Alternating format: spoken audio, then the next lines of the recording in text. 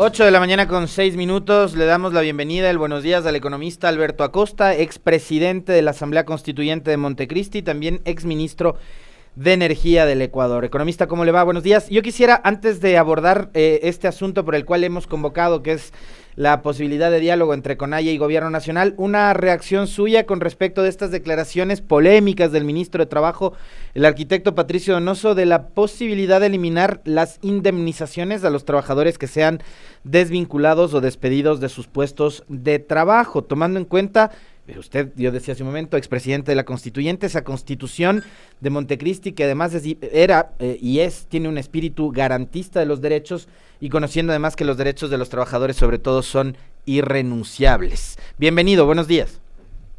Muy buenos días, Alexis. Las declaraciones del ministro rayan no solo un acto de inconstitucionalidad, sino en una verdadera provocación política. Me parece inaudito que se trate de eliminar las indemnizaciones a las que tiene derecho un trabajador que es despedido. Creo que habrá que rechazarlas categóricamente porque lo que se está configurando es un escenario para aumentar los niveles de explotación de la clase trabajadora. La misma propuesta de un código laboral paralelo habla en ese sentido. Yo entiendo la gravedad de la situación en términos de desempleo.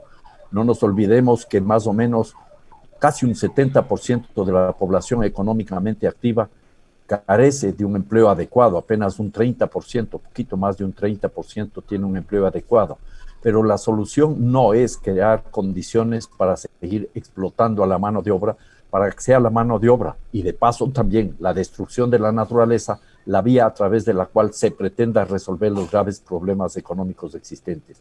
No nos olvidemos algo, Alexis, tenemos un código de trabajo que tiene que ser respetado y me parece una verdadera aberración que se quiera construir un código de trabajo paralelo para quienes vayan a ser contratados de aquí en adelante. Podríamos ponerlo en términos muy claros y quizás confrontacionales, ¿por qué no?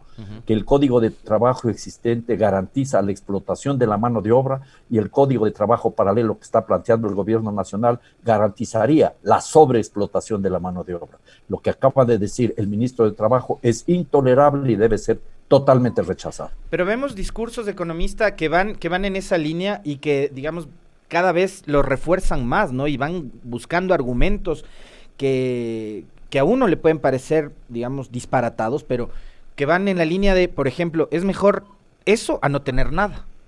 Por ejemplo, entonces, ¿qué hacemos ahí? Esa es parte de la lectura que se está utilizando.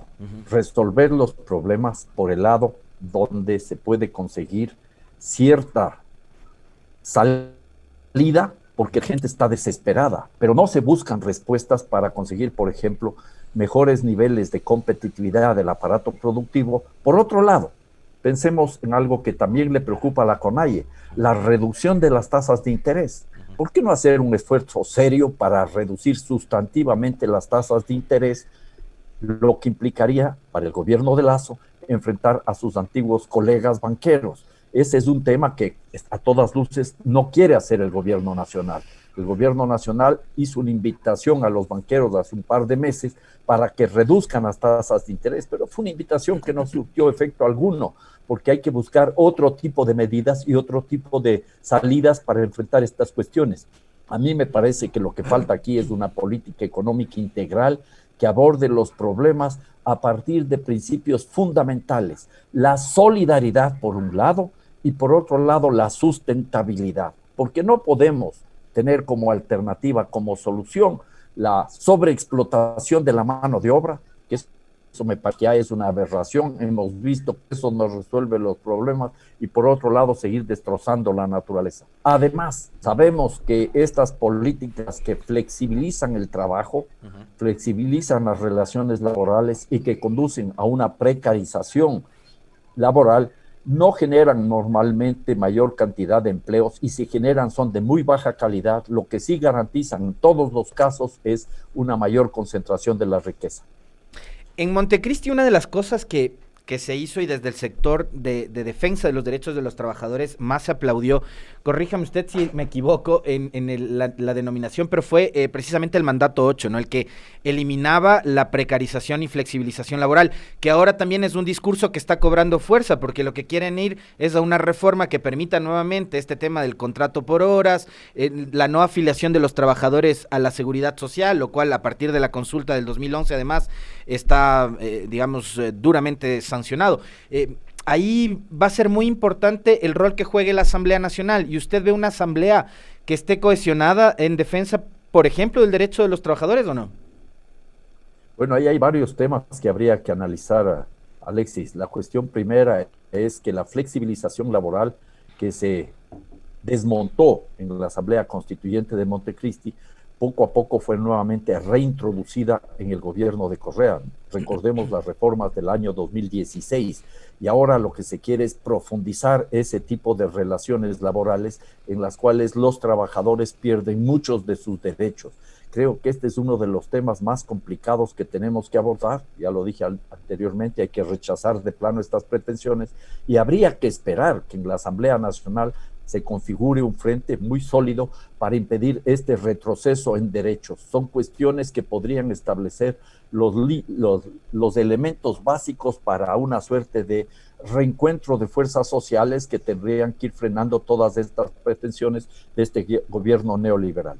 Ahora, yo les citaba el caso de la Asamblea, y vemos que tenemos un primer poder del Estado, el poder legislativo, que, como pasa con el gobierno, que no sale del tema de la vacunación y sigue siendo esa su gran bandera para venderse, ¿no? Ante los ecuatorianos. A la Asamblea le está pasando lo mismo con el tema de las denuncias, ¿no? Entonces seguimos entrampados ya salimos del juicio a Cel y vamos al juicio político en contra del defensor y esta pugna que hay entre Zori y Villavicencio. ¿Cuándo vamos a poder salir de eso y ver una Asamblea y un Ejecutivo que puedan darle gobernabilidad al país? ¿O usted ve muy lejano ese escenario?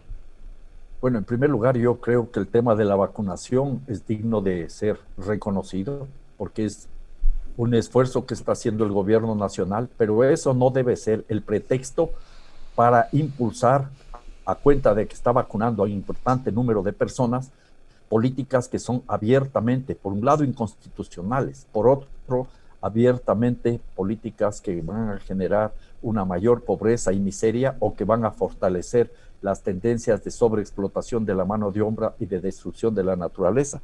Pensemos, a más de las declaraciones del ministro del Trabajo, lo que significan, por ejemplo, los decretos 95 y 151, el decreto 95 del 7 de julio pasado, que habla de la cuestión petrolera, y el 151 que habla de la cuestión minera, que lo que pretenden es ampliar la frontera extractivista en el petróleo y en la minería, sin respetar la Constitución, sin respetar los derechos de las comunidades, y haciendo tabla rasa de algunas propuestas alternativas que el mismo presidente Lasso había formulado en campaña. Ahora, yo el otro día conversaba con Leonidas Diz en este espacio, economista, y de alguna forma discrepaba con él con una declaración que dio durante la marcha del 11 de agosto. Lo volví a comentar el día de hoy a partir de un hilo de tweets que una buena amiga y oyente de este espacio elaboró el día de ayer. Porque Leonidas Diz decía, el pueblo ecuatoriano no eligió o no votó por la privatización, por la flexibilización laboral, por un modelo neoliberal. Y yo creo que Leonidas Diz se equivocó, porque los ecuatorianos, sobre todo los que votaron por Guillermo Lasso, sabían precisamente lo que estaban, por quién estaban votando y a quién estaban eligiendo. Y ahí, en su plan de gobierno, si uno revisa bien, está el delegar al sector privado salud, educación, explotación petrolera, etcétera, etcétera.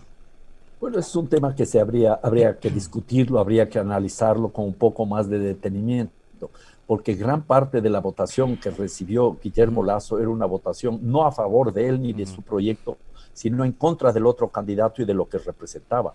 De una u otra manera también era una votación en contra de Correa, y no nos olvidemos que hubo un importante número de votantes que anularon el voto y que hicieron un ejercicio democrático de rechazo a ese tipo de continuismo, porque se decía ni correísmo ni neoliberalismo.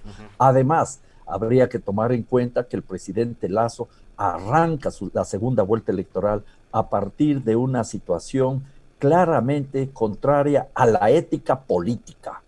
Parece que nos hemos olvidado, Alexis. El viernes 12 de febrero, pocos días después de la primera vuelta, Guillermo Lasso aceptó la invitación del entonces candidato Yacu Pérez a sentarse públicamente en el Consejo Nacional Electoral y encontrar una respuesta a la cantidad de anomalías que habían sido denunciadas. Él estuvo de acuerdo en que se abran las urnas en la provincia del Guayas, en la totalidad de la provincia del Guayas y en el 50% de 16 provincias adicionales. Y el día domingo, mutis por el foro, ya no ha sido conmigo, dijo Lasso. Yo pero no estoy aquí. alguien le habrá dicho, cuidado, vas a dispararte en el pie.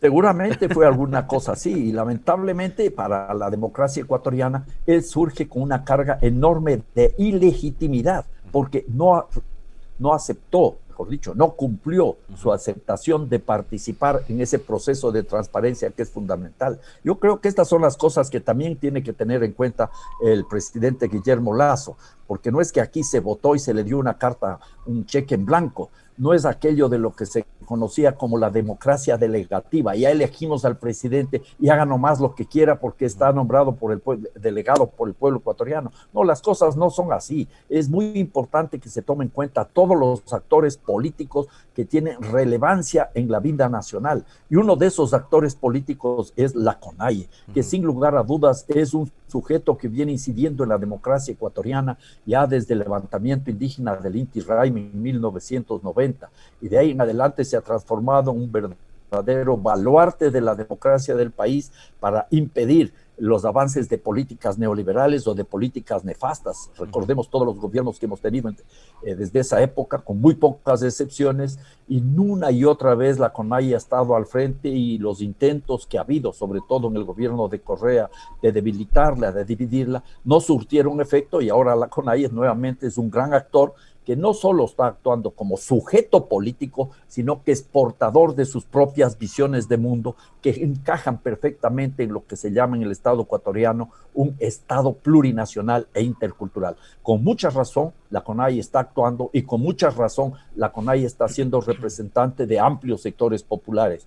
A despecho de algunas personas que critican a la CONAIE y que reclaman por qué la CONAIE está interviniendo, la CONAIE está haciendo un ejercicio democrático que deberíamos rescatar y que deberíamos respaldar, porque este gobierno, Alexis, este gobierno dijo que iba a ser el gobierno del encuentro. ¿Encuentro con quién? Encuentro con las cámaras mineras para ampliar la frontera minera. Encuentro con los sectores petroleros para ampliar la frontera petrolera. Encuentro con las cámaras de la producción para dar paso a la flexibilización laboral. Encuentro con los grandes capitales internacionales, retornando al CIADI, algo abiertamente inconstitucional.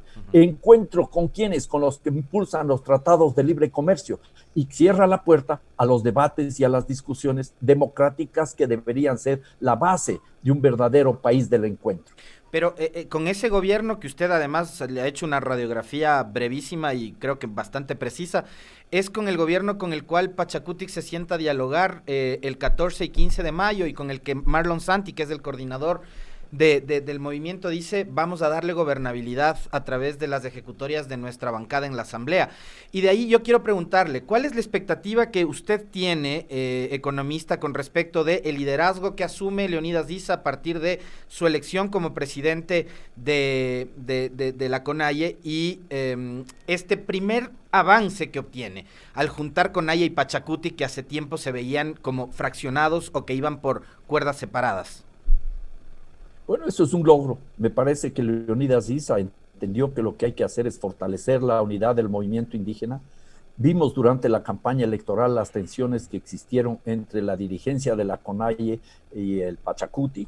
Eso pesó inclusive para que Yacu Pérez no obtenga una mejor votación. Estoy convencido de eso, que si iban unidos y fortalecidos, el resultado electoral podía haber sido otro, pero eso ya es historia. Lo que nos interesa ahora es que se está consolidando una alianza muy sólida, no solo entre la unión del movimiento indígena, CONAIE y Pachacutic, sino también con otros sectores sociales, como el Frente Unitario de Trabajadores, con grupos de mujeres, con grupos de campesinos, con grupos de pequeños productores del campo y de la ciudad. En ese escenario, la idea de revitalizar el Parlamento de los Pueblos, que ha jugado un papel importante una y otra vez en épocas pasadas y en épocas recientes, como fue luego de octubre del año 2019, me parece que es una iniciativa muy potente. Hay que abrir la puerta para fortalecer las posiciones populares y a tener presente el diálogo no necesariamente es malo. El diálogo que está planteando Leonidas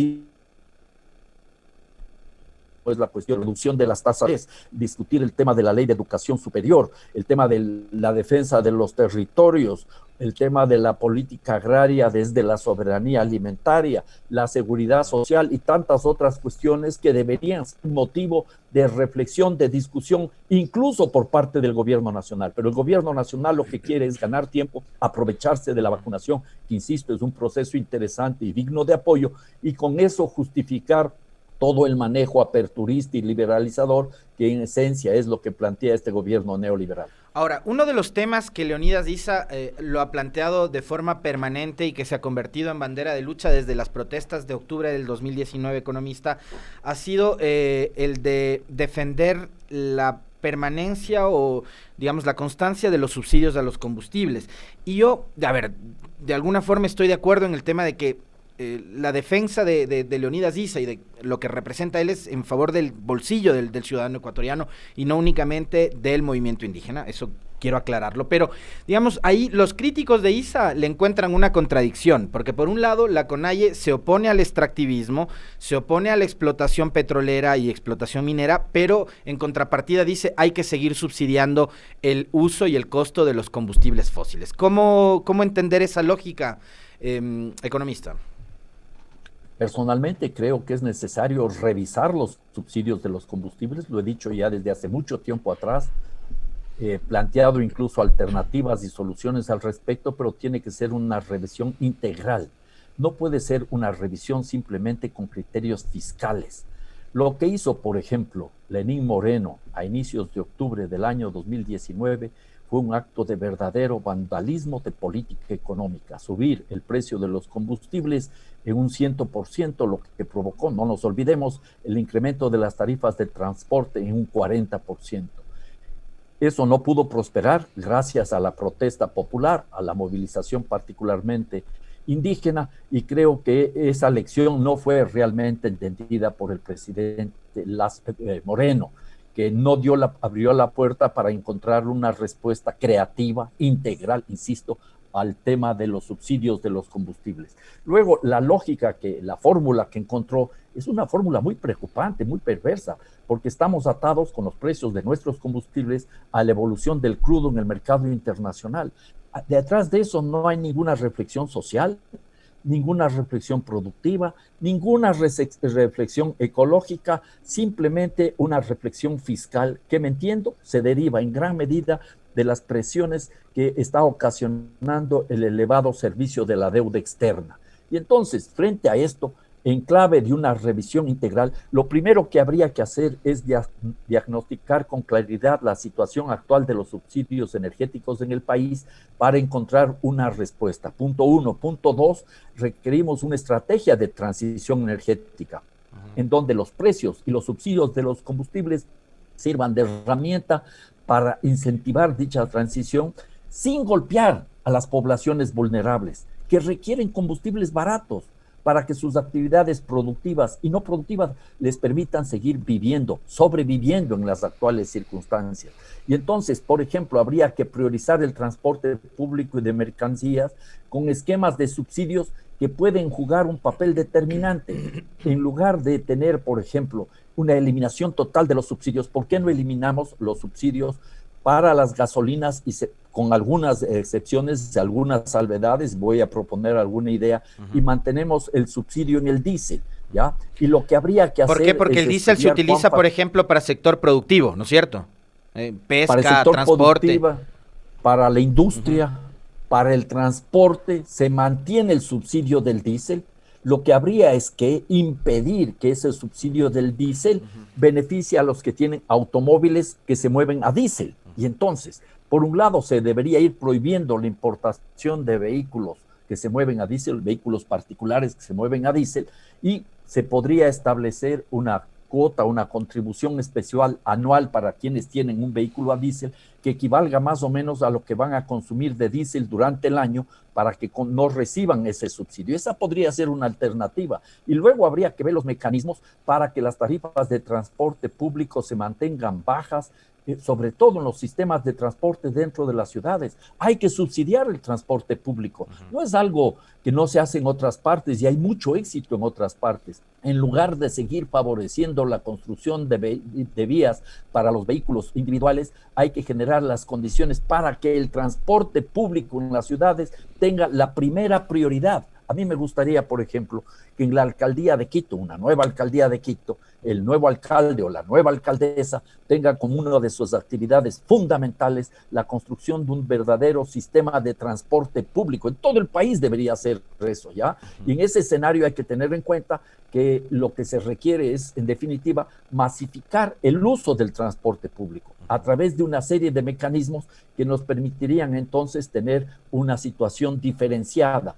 Y habría que ir introduciendo, no sé cuántos de ustedes, los que nos están escuchando, tienen vehículo. Muchas veces uno llega a la gasolinera y la persona que nos atiende dice, viendo la placa, hasta el nombre de quién es el auto. O sea que ya hay ese registro y se podría entonces establecer para la gasolina un sistema diferenciado de precios. Los vehículos de alta gama deberían pagar un precio mucho más alto de la gasolina y los vehículos más baratos no deberían tener esos precios tan elevados, pero paulatinamente hay que hacer eso y no de la noche a la mañana, no con estas visiones fiscalistas que lo único que hacen es golpear duramente al bolsillo de los sectores populares y también al mismo aparato productivo. Por supuesto, habrá que buscar mecanismos para que el subsidio no golpee, mejor dicho, la eliminación del subsidio no golpee particularmente a los campesinos, que son los que muchas veces en sus camionetas a gasolina transportan los productos a los mercados. Este tipo de cuestiones ameritan entonces una reflexión muy amplia y es muy importante, entre otras cosas, desplegar una estrategia para el consumo de diésel marítimo, procurando sostener el consumo, el subsidio directo al consumo a los pescadores artesanales, pero eliminando el subsidio para los otros pescadores que muchas veces son los que transportan el diésel al mercado internacional vía contrabando del diésel. Eso ya se conoce desde hace mucho tiempo atrás. Son algunas de las ideas y de los mecanismos que nosotros deberíamos ir tomando en consideración. Y todo esto, Alexis, buscando el uso de la energía eléctrica como alternativa para el transporte masivo de pasajeros y también de carga. Nosotros tenemos la experiencia aquí con el trolebús en Quito y luego también, si algún día funciona el metro, será otra experiencia en ese sentido. Yo creo que son cuestiones que deberíamos tener en consideración porque habría que trabajar no solo el tema de los subsidios a los combustibles, sino también un sistema de subsidios cruzados al consumo de electricidad. Y en ese escenario, por ejemplo, se puede establecer un esquema de que se va a mantener el subsidio al diésel para el aparato productivo, para la industria, durante 2 años más, y en esos 2 años más habría que crear las condiciones para que la industria migre hacia el uso de electricidad. Y este podría ser entonces un proceso de transición energética interesante, pero respuestas inspiradas simplemente en presiones fiscalistas, respuestas inspiradas en la lógica, en la ortodoxia, la teología neoliberal, no resuelven los problemas.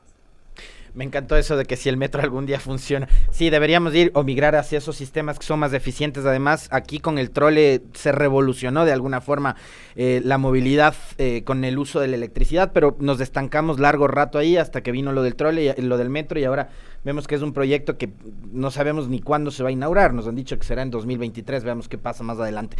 Y yo le quiero preguntar, economista, si usted considera que esa invitación a dialogar de parte del presidente Lasso y del gobierno del encuentro es una invitación sincera y puede ser, digamos, la vía mediante la cual se puede acercar el gobierno a la CONAIE. Bueno, a mí me parece que todos los sectores sociales deberían ser invitados por parte del presidente a dialogar, pero invitar a dialogar ya cuando se han tomado medidas que afectan a esos grupos, me parece que es ya, por decirlo menos, una tomadura del pelo. Invitar a dialogar al movimiento indígena mientras se sigue ampliando la frontera petrolera y la frontera minera, afectando sus territorios y afectando a sus comunidades, no tiene mucho sentido. A mí me parece muy bien que se abra la puerta a un verdadero diálogo, pero yo no veo este rato la predisposición del gobierno para abrir ese escenario con miras a encontrar respuestas realmente sustantivas. Le citaba yo el caso de la Asamblea, ya para ir cerrando, economista. Usted fue presidente de la Constituyente, sabe también cómo son las lógicas, la discusión política. Tuvimos una asamblea para el olvido, la del periodo anterior, en donde hubo denuncias de corrupción, tema de reparto de hospitales, se destituían entre bancadas, etcétera, etcétera. Pensábamos que esta asamblea, que además venía con el cuento este de la renovación a partir de esa absurda reforma constitucional que impide a quienes han sido ya reelegidos en 2 ocasiones volver a postularse, en lo que nos resta la posibilidad a los electores de elegir políticos profesionales con experiencia, vemos que las prácticas se están repitiendo. ¿Qué entonces debemos esperar de esta legislatura? ¿Y usted qué futuro le ve a la señora Guadalupe Zoria al frente de la presidencia de la Asamblea? Bueno, a mí no me parece mal que haya mecanismos, Alexis, que impidan la perenización de ciertos personajes en la vida parlamentaria. Personajes que se convierten ya en verdadera hierba inamovible, en verdaderos quicuyos que son difíciles de sacar de la Asamblea Nacional. Que hay una renovación me parece fundamental, ese era el espíritu de Montecristi, además eso tiene que estar presente, la no reelección indefinida. Lo que se podría pensar, si queremos discutir este tema, es un esquema a través del cual se elimina la reelección inmediata.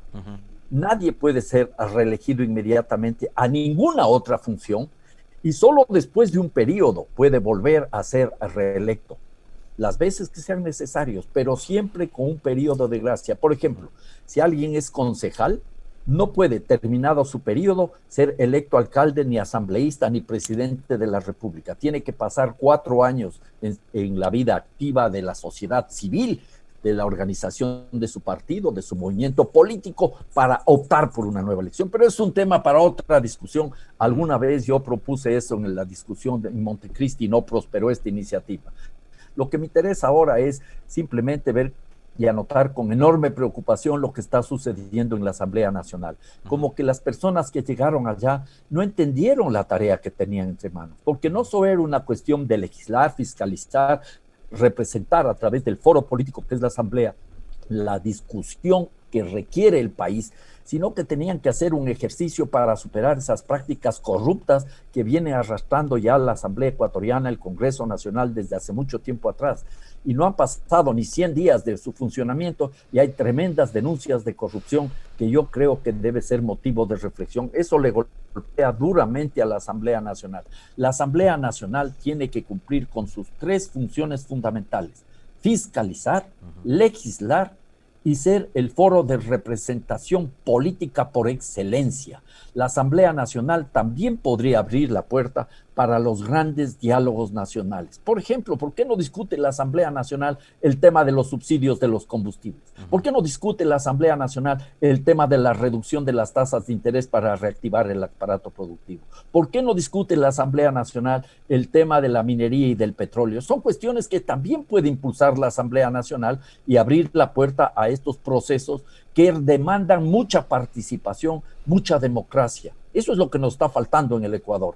Los problemas son tremendamente graves. No nos olvidemos que estamos en la peor crisis que ha vivido la sociedad ecuatoriana y frente a eso no avisoro yo respuestas integrales. Simplemente el intento de desplegar una serie de políticas claramente aperturistas, flexibilizadoras, que no van a resolver los problemas. Al contrario, me temo que se van a seguir exacerbando las contradicciones, las diferencias, las desigualdades, las inequidades, y eso va a generar a la postre una baja capacidad de respuesta gubernamental y tendremos mucha inestabilidad política.